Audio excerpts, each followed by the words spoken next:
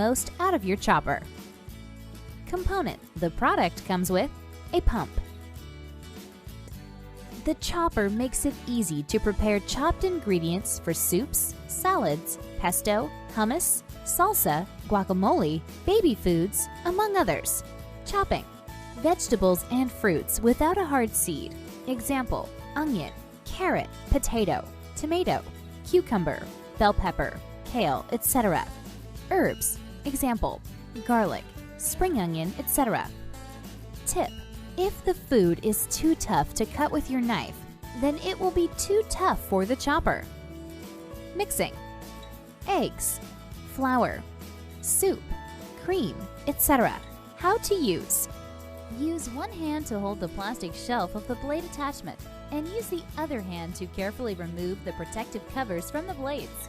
Make sure your fingers are clear of the sharp edges of the blades at all times.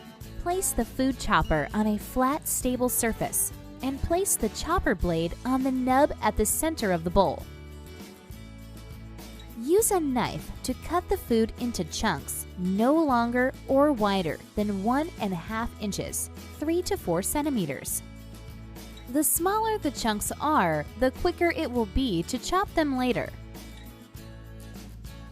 If the food is hard, example, carrot, sweet potato, etc., cut it further into smaller chunks. Scatter the chunks around the blade in the bowl. Make sure the chopper blade still sits upright and is not tilted to any side.